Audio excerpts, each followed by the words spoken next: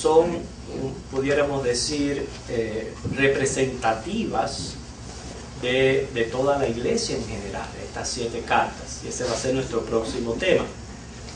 Vamos a estudiar el mensaje a las 7 cartas de una manera generalizada, y cuando terminemos en sí la carta, entonces vamos a tratar cada carta en específico, pero ya de una manera aplicativa de todo este estudio de Apocalipsis. Estos 7 candeleros de oro que acaba de mencionar son las 7 iglesias.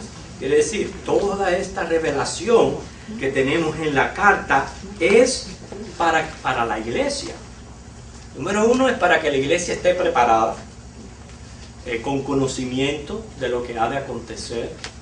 Y número 2 es porque nosotros llevamos sobre nuestros hombros la responsabilidad de llevar a cabo la gran comisión y de llevar a cabo el evangelio a otros. Y el evangelio no está ausente del libro de Apocalipsis. Les recuerdo nuestro programa Cornelio, ¿recuerdan? Nosotros tuvimos la oportunidad de tener uno. Vamos a tener otro en 2 semanas. Tenemos programado otro Cornelio. Ustedes no saben qué es lo que estamos tratando de hacer. En el libro de Hechos se cuenta cuando Pedro fue llamado por el Señor para que fuera a casa de Cornelio a presentarle el evangelio. El Espíritu Santo estaba preparando a Cornelio por otro lado. El caso es que los une.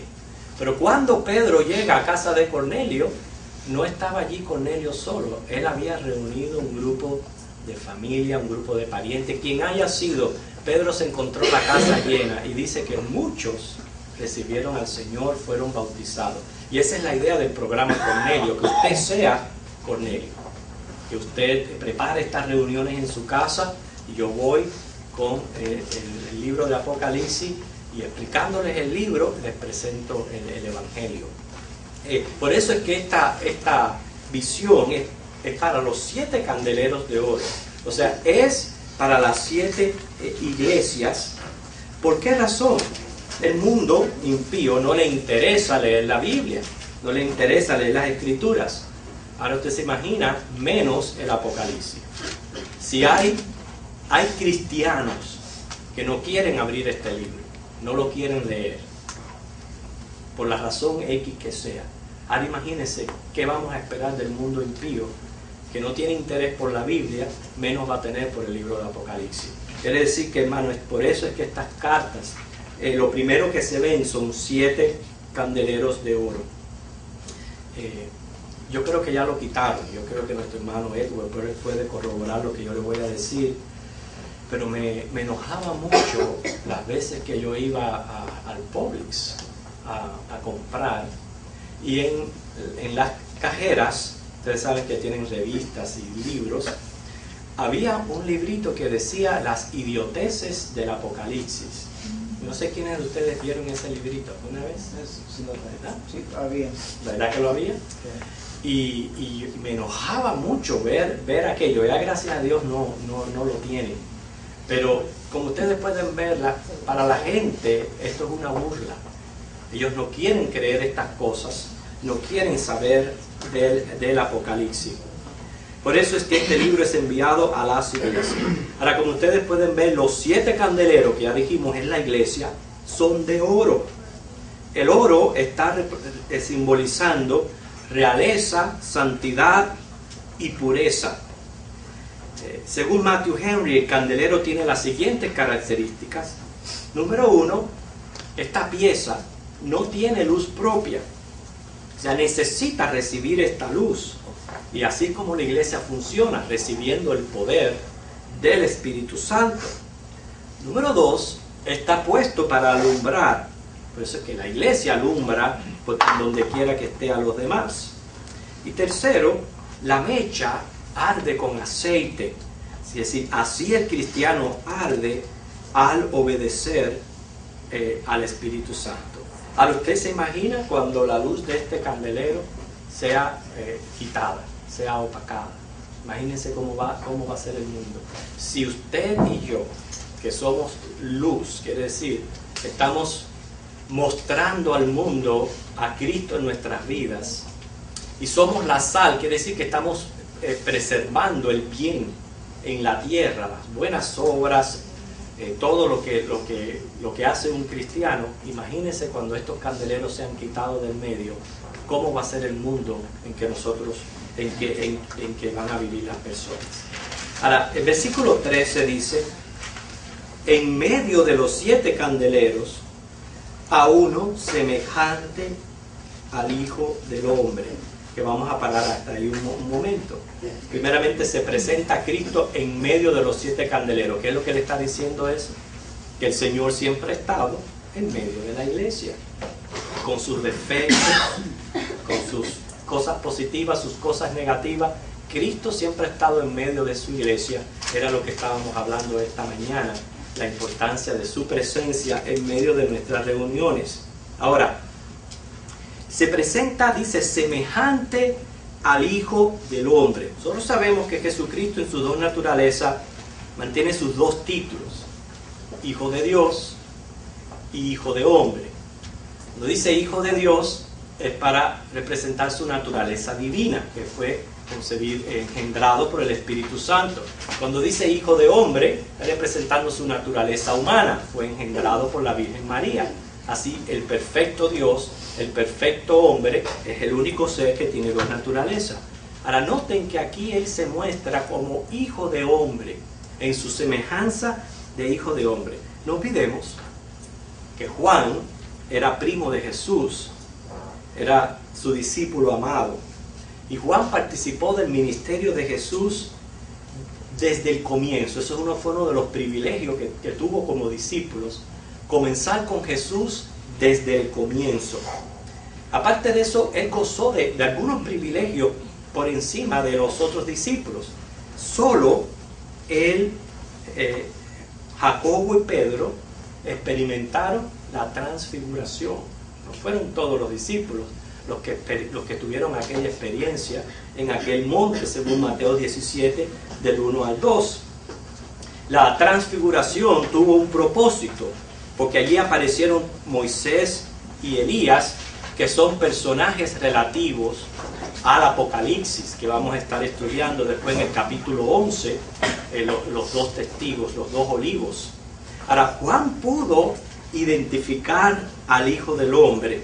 Inmediatamente él lo pudo identificar. Como él se haya aparecido, no solamente convivió durante su ministerio, sino él con sus ojos lo pudo ver en aquel monte de transfiguración.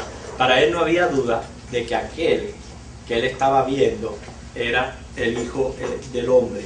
Hermano, esto es importante porque es como nosotros vamos a ver a Cristo. O sea, si no hubiera sido porque Cristo se encarnó, nosotros no pudiéramos ver a Dios, porque Dios es espíritu. Quiere decir que lo que vamos a ver de Dios es a Cristo encarnado, Cristo en semejanza de hombre. Es la forma en que nosotros lo vamos a ver. Ahora, sigue diciendo, vestido de una ropa que llegaba hasta los pies, ceñido por el pecho con un cinto de oro. Aquí está tratando su ropa sacerdotal.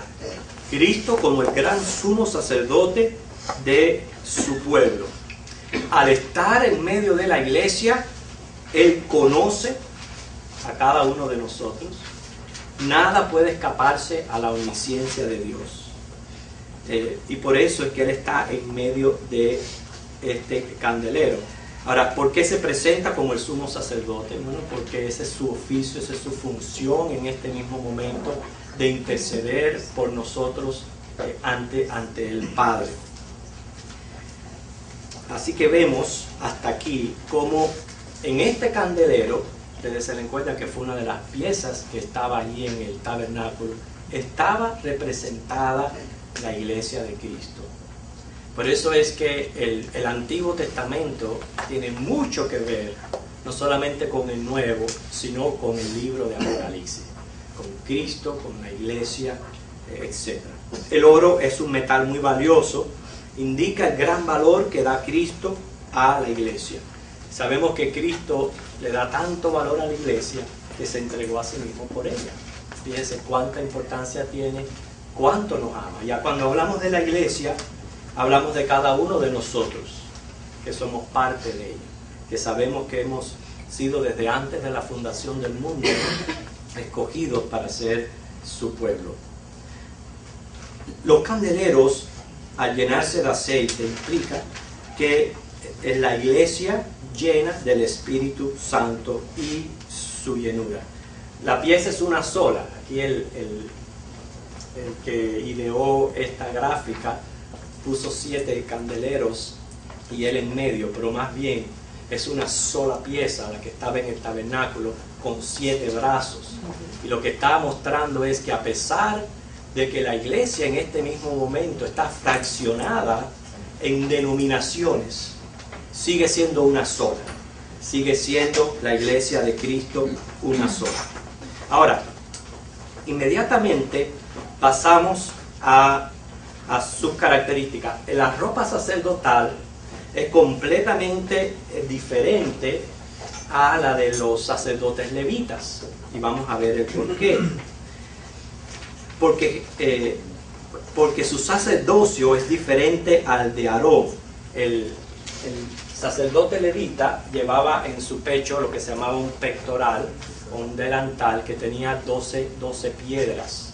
Y esas 12 piedras representaban a cada una de las tribus de Israel y cómo el sumo sacerdote llevaba al pueblo de Israel en su pecho. Quiere decir que cuando el sumo sacerdote se presentaba ante Dios con aquel pectoral, él era el representativo de esas 12 tribus y él traía a las 12 tribus delante de Dios. Pero nosotros sabemos que esa es una de las partes del antiguo pacto que quedó abolida con la llegada del nuevo pacto con Jesucristo, todo ese sistema sacerdotal. Cristo no se va a vestir con esa misma ropa porque Él viene representando un sacerdocio completamente diferente, la cual muchos de nosotros estudiamos cuando el libro de Hebreos, el sacerdocio según el orden de Melquisedec. O sea que Él viene como rey y sacerdote a la vez. Versículo 14. Y ahora esto, hermano, las características de Jesucristo tienen que ver con nosotros, la iglesia, y nosotros compareciendo ante el tribunal de Cristo. Su cabeza y sus cabellos eran blancos como blanca lana, como nieve, sus ojos como llama de fuego. La primera parte, cabellos blancos como lana, como nieve. Está indicando pureza, sabiduría, verdad y madurez. Sus ojos, cuando dice como llama de fuego, indica una mirada penetrante. Está hablando de su omnisciencia, de su discernimiento. En otras palabras, como Hebreos 12:13 dice, nada escapa a la mirada de nuestro Señor. ¿Qué es lo que nos está diciendo con esto? Con esta visión. Recuerden, inmediatamente va a darle un mensaje a las 7 iglesias. En estos mensajes, las iglesias se le tienen una alabanza, se les tienen algunas un reproche. Entonces lo que el Señor nos está diciendo cuando Él dice que sus ojos son como llama de fuego, es que Él nos puede no solamente escudriñar como personas, pero también como conjunto, como iglesia que somos delante de Él. ¿Cuáles son nuestras altas, nuestras bajas? ¿Cuáles son nuestro fuerte, nuestro débil? ¿Qué reproches, qué alabanzas el Señor tiene para con nosotros? Y una de las cosas, hermanos, que yo les digo es que nosotros como iglesia debemos de procurar cada día más es buscar la voluntad de Dios, aplicarla a nuestras vidas, para que cuando el Señor diga, no, la Iglesia Bautista Gracia de Cape Coral, es así. Yo tengo un buen testimonio de esa iglesia. Pero recuerden que ese testimonio en conjunto, cada uno de nosotros somos los que ponemos el granito de arena para que sea posible. Tristemente, basta con una sola mancha para que ya todo el mundo califique la iglesia entera por esa sola falta. Y por eso nosotros cada uno tiene que cuidar su testimonio y guardándolo, porque este es el momento ahora, no es mañana, no es la semana que viene, no es el mes que viene.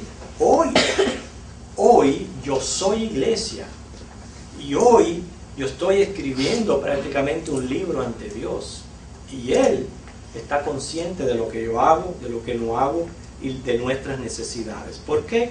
Porque la iglesia va a compadecer ante el tribunal de Cristo. No vamos a compadecer para definir nuestros destinos, ese destino ya está decidido en Cristo Jesús, pero sí para recibir remuneración o retribución según lo que hayamos hecho aquí en la tierra. Por eso es que Él se presenta en su cabeza y sus cabellos blancos, quiere decir, en Él está toda la verdad, ojos como llama de fuego.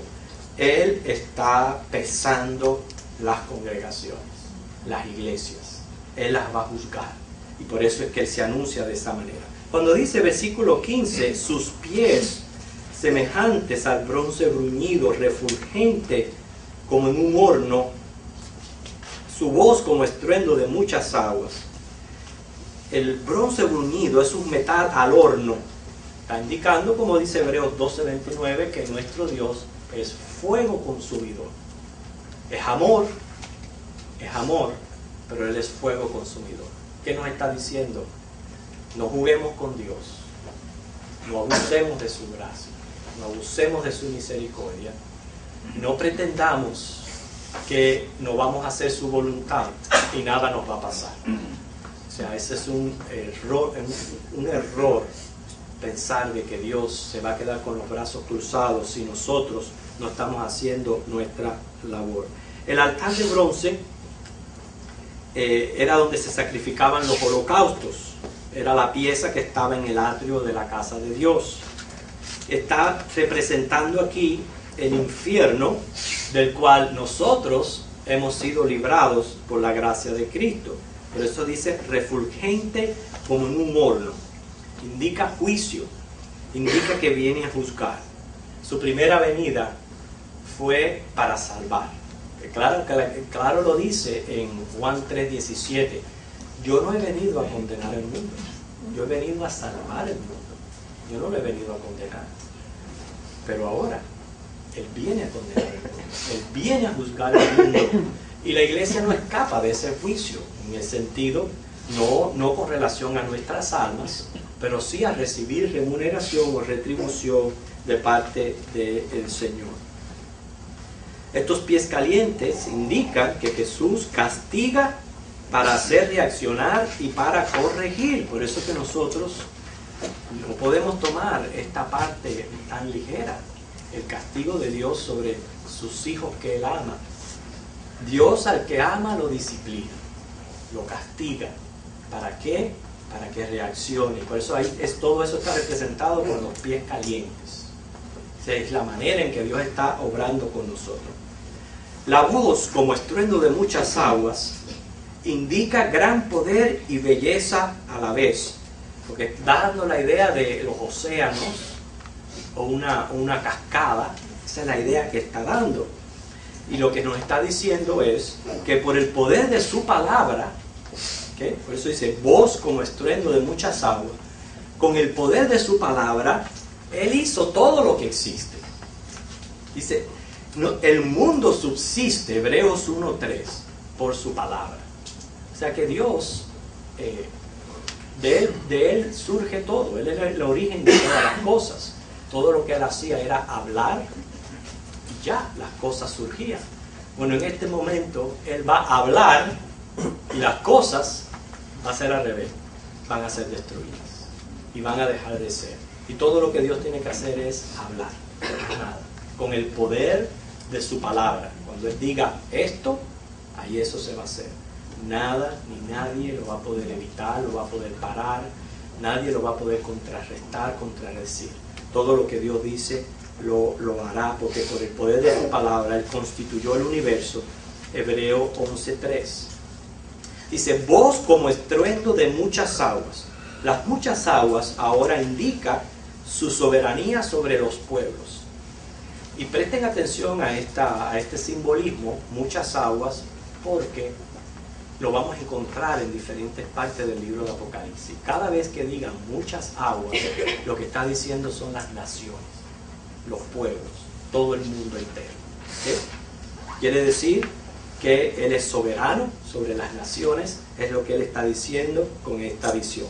Versículo 16. Tenía en su diestra 7 estrellas. De su boca salía una espada aguda de 2 filos, y su rostro era como el sol cuando resplandece en su tierra. Dice que en su diestra tenía 7 estrellas. La diestra es su mano derecha.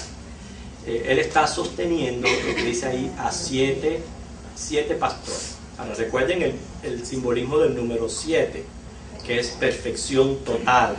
Lo que está diciendo número 7 no indica que solo 7 pastores gozaban de ser sostenidos por la diestra de Dios. Lo que está diciendo es que todos los pastores, todos sus siervos, los verdaderos, los que han sido llamados por Él, están siendo sostenidos por Dios en su mano derecha. ¿Okay? ¿Por qué? Porque Él los ha llamado a apacentar su grey. Primera de Pedro 5, 2 al 4. ¿Qué está diciendo el Señor con este simbolismo aquí? Bueno, que Cristo es pastor de pastores, Él es el Señor, cabeza de la iglesia, Él es el que llama, Él es el que capacita, Él es el que dirige a los siervos, los pastores. Nadie puede ponerse en este oficio, por más que la traiga, por más que quiera. Nadie puede ponerse en este oficio a menos que sea llamado por Dios. Nadie puede ponerse. Eso es algo que tiene que ser del cielo. Y a quien el Señor llama, Él capacita. Por eso es que Él los tiene en su mano derecha. Precisamente estas cartas son enviadas a pastores. ¿Se dieron cuenta?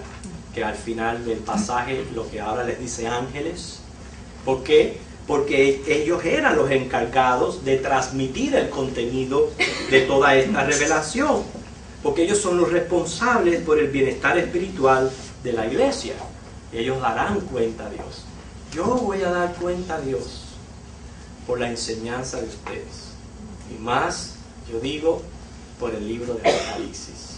Porque si el libro de Apocalipsis es un libro tan importante para la iglesia, como le dije anteriormente, nos prepara, nos revela, nos da paz a nosotros y nos ayuda a predicarles a otros.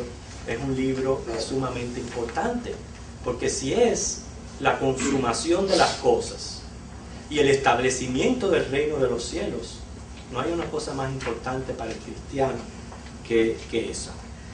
Dice que de su boca sale una espada aguda de 2 filos. La espada aguda es la Biblia. Eso posiblemente ya ustedes ya sabían, que la espada aguda de 2 filos es la Biblia, es la palabra fiel y verdadera. Se le dice 2 filos por el contraste que hay en ella. Hebreos 4:12, Hebreos 12:12. En la Biblia vamos a encontrar palabras de amor, como dice Juan. Escudriñemos la palabra porque os parece que en ella encontrarán palabras de vida eterna. Pero también hay palabras de juicio, palabras fuertes. Usted lee el Antiguo Testamento y usted puede quedarse frío de muchas de las cosas, como Dios muestra su justa ira, y usted dirá, ¿pero qué es esto? O sea que vemos claramente cómo en la Biblia encontramos palabras de amor, palabras de juicio. Dios salva, pero Dios también condena. Su rostro como el sol es la última de las características que se muestra aquí de esta visión. Indica luz, indica ya fin de las tinieblas. Al principio, en su primera venida, su rostro era de un siervo herido y sufriente, pero ahora su rostro es como el sol resplandeciente. Indica su exaltación. Y además, que el sol va a ser un gran aliado en la participación de los juicios de Dios. Después de hablar de las características del Señor, ahora pasa a dar una explicación más bien de la visión. En primer lugar, dice que Juan cuando lo ve, cae como muerto a sus pies. Cae como muerto a sus pies. Esto es adoración. Esto es temor y reverencia ante Dios. Recuerde, la experiencia de Juan que tuvo en la isla de Patmos con un propósito revelativo, hermano, va a ser tu experiencia, va a ser mi experiencia. Lo que ahora nosotros no vemos va a ser una realidad un día. Un día vamos a ver a Cristo en su semejanza de Hijo de Hombre. Y cuando lo veamos, ¿cómo vamos a reaccionar? Dice que Juan fue tanto lo que le asombró aquella visión que cayó como muerto. O sea, cayó como muerto. Esto es adoración, temor y reverencia ante Dios. Sin embargo, esta parte de Apocalipsis, hermano, es bien importante para nosotros, porque Jesucristo, igual que está mostrando en la Biblia su amor, su juicio, está revelando aquí su fuerza como Dios, pero como también su ternura y su amor. Note que dice que le puso su diestra sobre el hombro de Juan, la puso sobre mí. Quiere decir, ahí es donde Dios indica su ternura, su gracia y su misericordia para con nosotros. Cuando alguien te pone la mano derecha en el hombro, ¿qué te está diciendo? Por ejemplo, usted va quizás a un funeral y muchas veces la gente habla lo que no tiene que hablar. ¿Por qué? Porque está tratando de darle una palabra de consuelo y de resignación a la persona doliente, pero a veces dice cosas que no tiene que decir. ¿Okay? Me alegro de estar aquí. Porque no sabe qué decir. Déjame decirle, a veces solamente con usted ponerle su mano en el hombro, la mano derecha, eso es un gesto que lo que está indicando es: yo estoy contigo. Yo no tengo que hablar. Lo único que yo tengo que poner mi mano derecha y yo te digo con eso: yo estoy contigo. Pero no solamente le pone su mano derecha, sino le habla y le dice a Juan: no temas. ¿Ok? Fíjense cómo dice: cuando le vi, caí como muerto a sus pies. Él puso su diestra sobre mí diciéndome: no temas, yo soy el primero y el último. Con esa frase, primero y último, me está diciendo a mí: mi vida halla su origen en Dios, pero también mi destino. Todo. ¿Viste? No solamente desde que nací, sino desde antes que el mundo se fundara. Esto es algo verdaderamente subliminal y glorioso. Ya Dios tenía un propósito en mi vida, como dice el Salmo 138:8, que yo lo tengo marcado. Dios cumplirá su propósito en mí. ¿Por qué? Porque si Él me trajo a este mundo, lo que Él tiene planeado para mí, Él lo va a cumplir. Eso está encerrado en esa frase: yo soy el primero, yo soy el último. No podemos esperar nada fuera de Dios. Y eso lo que por lo menos a mí me hace es un alivio y un descanso de que, aunque sí tengo que seguir luchando y moviéndome y resolviendo y haciendo esto y haciendo lo otro, oye, yo sé que mi vida está en las manos de Dios. Es mi principio y mi final. Todo está en las manos de Dios. Y eso me da un tremendo descanso. Yo en otras ocasiones se lo he dicho: este mundo está tan lleno de cargas y problemas, que no hay mejor noticia para mí que un Dios todopoderoso me diga que Él lleva mi yugo conmigo, que Él lleva mis cargas y que Él está conmigo. Y que en el momento que verdaderamente necesitas de Él, aunque sea algo que requiera un milagro sobrenatural, Él es el Todopoderoso. Entonces, Juan aquí se encontraba, si usted se pone a analizar la cosa, Juan no le estaba yendo nada bien. Se encontraba en tribulación, sufriendo bajo la persecución, desterrado, solo, ¿okay? Lejos de sus seres queridos, lejos de la iglesia, lleno de incertidumbre con relación a la vida humana, ¿okay? Sin saber lo que estaba ocurriendo en su iglesia, lo que le iba a pasar, el rostro desfigurado después de haber sido echado en un aceite hirviendo para torturarle. En esas circunstancias se encontraba Juan, que no era nada fácil.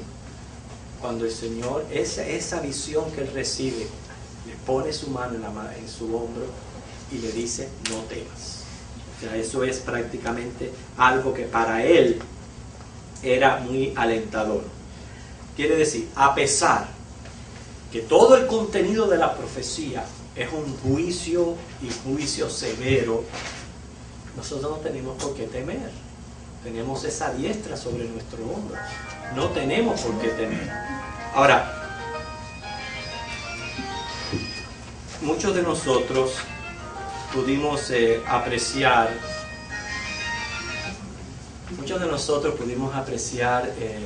este video que vimos de los 7 signos del Apocalipsis, y es aterrador, verdaderamente aterrador.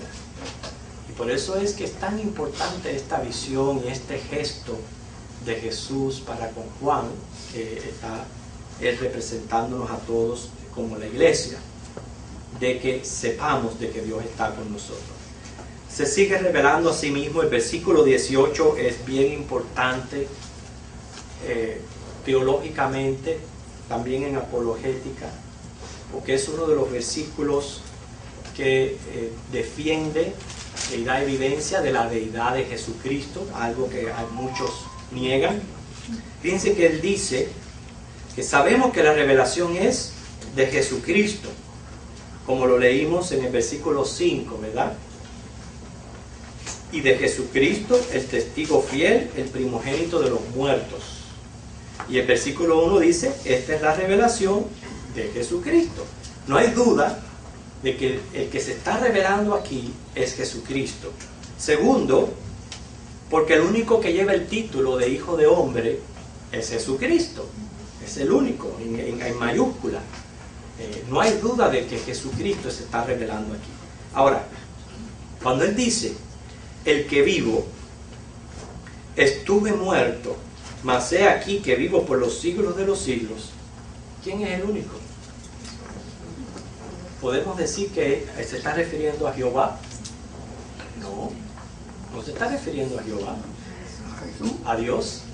A Jehová nunca nadie lo ha matado. ¿Quién ha podido matar a Jehová? No. Él es el que vive.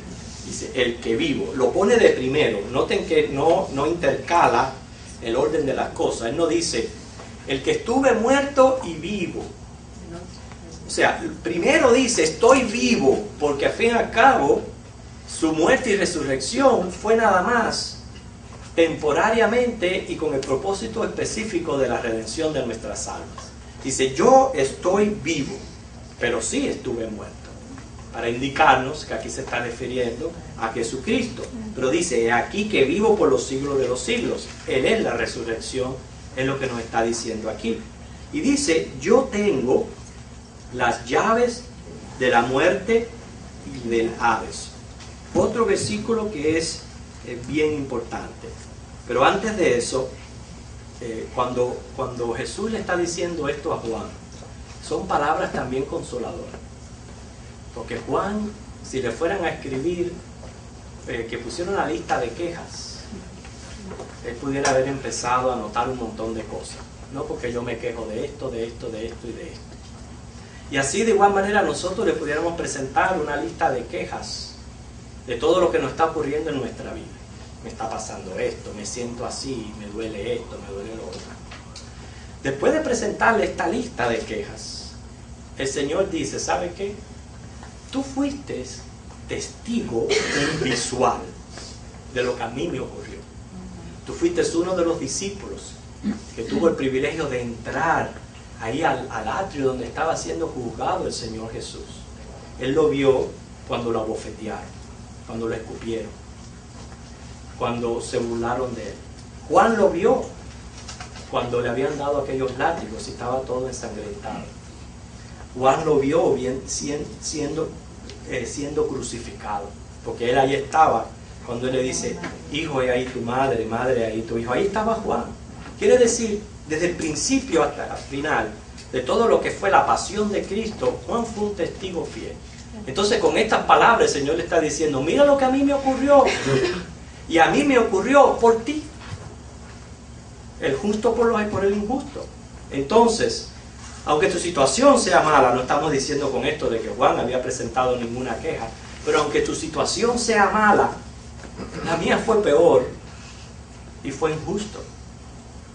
Quiere decir que nos enseña a nosotros que no importa lo que estemos pasando en esta vida, desde que mi nacimiento hasta la muerte, cómo yo haya vivido mi vida, nada se compara a los sacrificios de Cristo y nada se compara que Él es el primero y el último. Él tiene el principio, Él es el principio y el final. Él dice: yo vivo por los siglos de los siglos. Cuando dice poseer las llaves de la muerte y del Hades, está diciendo que Cristo es vencedor de la muerte. La muerte es simbolizada o personificada en este sentido, y dice que será vencida al ser lanzada al lago de fuego, Apocalipsis 20:14, lo cual este será el destino de los hombres cuando sean lanzados al infierno. Pero quien tiene la llave de la muerte y del Hades es Jesucristo. Quiere decir, todas las almas son mías, lo entendamos o no, lo comprendamos o no, Dios sigue siendo soberano sobre cada una de las almas. Eso lo comprendió Nabucodonosor. Usted lo puede leer en el capítulo 4, versículos 34 al 35. Nabucodonosor entendió que efectivamente Dios hacía lo que Él quería con los seres humanos. Cristo tiene las llaves del Hades y de la muerte. Él hace según el puro afecto de su voluntad.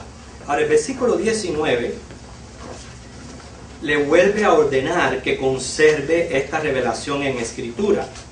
Se escribe las cosas que has visto, las que son y las que han de ser después de esta. Este breve versículo muestra el bosquejo de la carta en general. Bosquejo es, podríamos decir, los temas en que ha sido dividida la carta para una mejor comprensión. Cuando él dice las cosas que has visto, se está refiriendo a esa visión que estaba recibiendo Juan en ese momento. Cuando dice las que son, es el mensaje a las 7 iglesias que él va a enviar. ¿Por qué? Porque ese es el periodo en que estamos nosotros ahora. Y cuando dice las que han de ser después de esta, ya está refiriéndose a la gran tribulación, a su segunda venida, al milenio, al juicio final, a todas esas cosas que han de suceder después de esto. Dice el 20: el misterio de las 7 estrellas que has visto en mi diestra y de los 7 candeleros de oro. Las 7 estrellas son los ángeles de las 7 iglesias. Los 7 candeleros que has visto son las 7 iglesias. Juan debía escribir este misterio, todo lo relacionado con pastores y con iglesia. El misterio son los próximos capítulos 2 y 3, que es donde encierra los 7 temas. ¿Okay? Como está diciendo un misterio, está indicando algo escondido en secreto, algo que no había sido revelado antes. Y el mismo versículo nos adelanta la interpretación de las 7 estrellas y los 7 candeleros. Hermanos, es de suma importancia de todo esto que hemos hablado, el efecto que causa esta visión. Jesús está aquí revelándose en su gloria, en su majestad, en su poder, en su autoridad. Por eso es que Juan cayó como muerto delante de él. ¿Cómo reaccionamos tú y yo ante el Señor. ¿Cómo debe de reaccionar la iglesia ante la presencia de Dios? Y repito, Juan vio con sus ojos al Hijo, semejante al Hijo del Hombre. Nosotros lo que tenemos es la promesa que Él está en medio de nosotros. ¿Cómo reaccionamos nosotros? En reverencia, en esa actitud de temor y de adoración ante Él. O sea, un temor y una reverencia que promueva en nosotros una santidad de vida. Ese es el genuino temor y reverencia. ¿Por qué? Porque somos pecadores. Vamos a caer, vamos a fallar, vamos a pecar contra Dios. Pero lo importante, lo más importante para mí, es que yo nunca pierda ese temor, esa reverencia que produzca en mí santidad. El cristiano no debe de permitir que su conciencia se cauterice. ¿Usted está entendiendo lo que yo le estoy diciendo con eso? Una conciencia puede llegar a cauterizarse cuando usted es expuesto tantas veces al pecado y al mal que ya no provoca en usted ningún tipo ni de asombro, ni de repugnancia, ni de absolutamente ningún tipo de efecto, porque usted se ha acostumbrado tanto a verlo. No vamos a decir practicarlo, porque entonces eso sería palabras mayores. Pero estamos viviendo en un mundo donde se nos está exponiendo cada vez más al pecado para verlo como una forma normal. Y el peligro está en que nuestras conciencias se cautericen y perdamos ese temor ante el Señor que debe de producir en nosotros santidad. Por lo menos eso es una de las lecciones más importantes de esta visión, cuando Juan cayó como muerto delante de él. Debemos ser capaces de responder quién es Jesucristo a través de este capítulo, todas las cosas que revela de su persona, todo lo que hemos estudiado hasta aquí. ¿Qué es lo que Él ha hecho por mí? Ustedes pueden ver aquí en el versículo 5 que está el Evangelio. ¿Dónde está el Evangelio en Apocalipsis? En el versículo 5. ¿Y qué hará en el futuro no muy lejano? Esas son 3 preguntas que nosotros debemos de ser capaces de responder.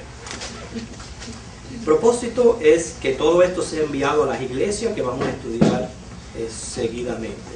Por eso yo les decía, para muchos la atracción de la carta puede ser la gran tribulación. Eso es quizás el tema fascinante. Y se los digo, vamos a estar estudiando muchas cosas aquí con respecto al anticristo, con respecto a esta tribulación, a las trompetas, las copas, etc. Pero hermanos, para nosotros los cristianos, más importante que todo esto es la revelación de nuestro Señor Jesucristo. Ese debe de ser nuestra atracción. Y debe de ser nuestra atracción estudiar el contenido de las cartas, porque es lo que nos incumbe a nosotros.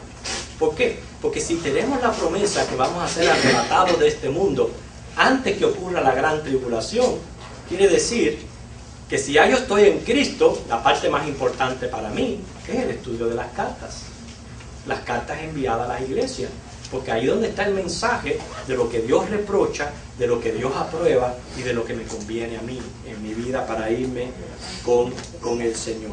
Quiere decir que al ver a Jesucristo glorificado, lejos de causar en nosotros temor, todo lo contrario, debe de causar en nosotros esperanza.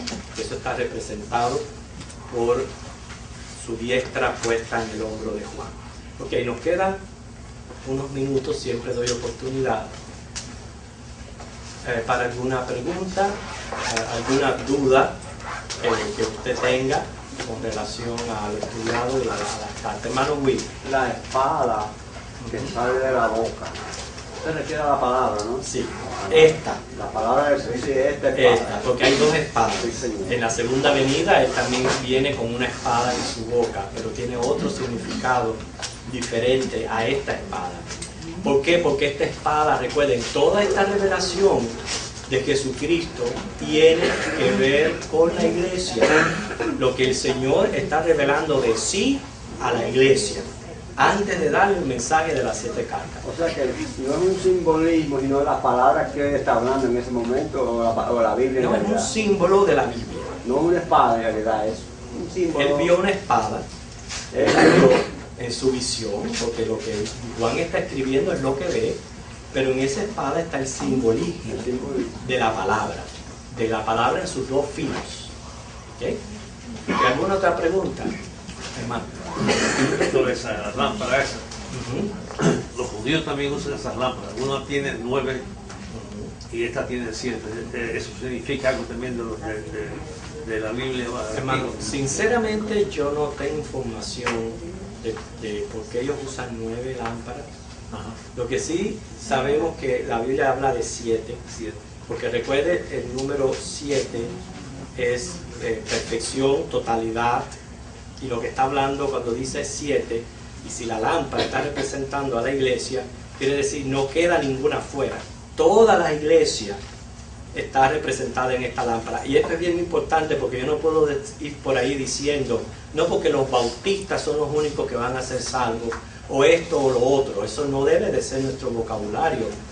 ¿Por qué? Porque la iglesia está fraccionada en diferentes denominaciones, pero unidas en Cristo.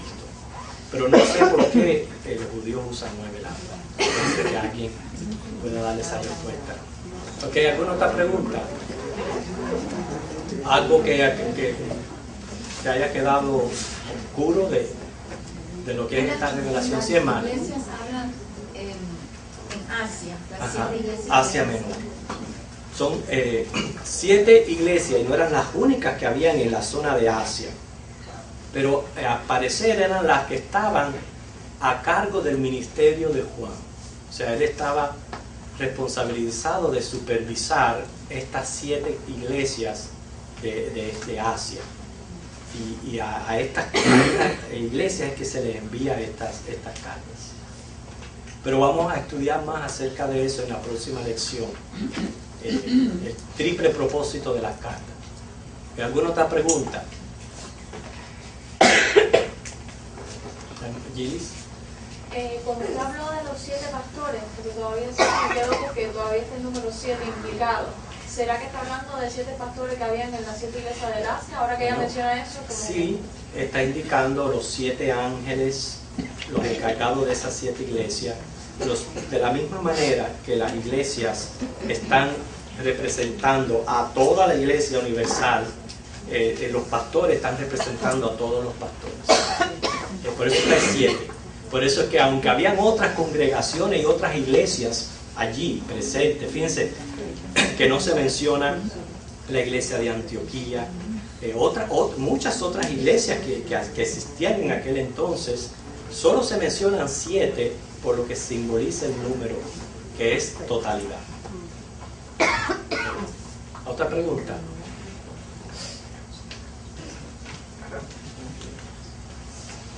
Okay. Entonces, hemos podido por lo menos estudiar este primer capítulo de Apocalipsis. Como les repito, mi hermano, es un capítulo que nos prepara para recibir el resto del contenido de la carta. Ustedes dirán, bueno, eso para mí no, pero porque ustedes son cristianos, ustedes llevan tiempo aprendiendo y conociendo al Señor. Pero alguien que no lo conozca tan bien como ustedes, es bien importante lo que el Señor dice de sí mismo, para poder después, basado en los atributos de Dios, recibir con fe todo lo que Él va a decir. Y que cuando Dios diga algo que a nosotros nos parezca irracional, entonces a lo mejor es que para Dios no hay nada imposible. Como por ejemplo el estruendo de su voz, estruendo de muchas aguas, está indicando el poder que hay cuando Él da una orden, el poder que Él da en su palabra. ¿Okay? Sí, a mí me llama la atención del versículo 18, que da una palabra, claro, que dice amén, quiere decir que tú es seguro, que no hay variación ninguna. Exacto. Está firmado en esa palabra. La palabra amén puede usarse para verdadero, verdad, para afirmar algo que es completamente cierto y podemos dar por seguro. Hermanos, si no hay ninguna otra pregunta, si todo ha quedado claro, es el primer capítulo de Apocalipsis. Recuerden, en nuestro próximo estudio vamos a generalizar el contenido a las 7 cartas. Vamos a dejar el estudio de una por una para el final, ya con una parte aplicativa. a la lectura. ¿Ok? Nos ponemos en pie para despedirnos.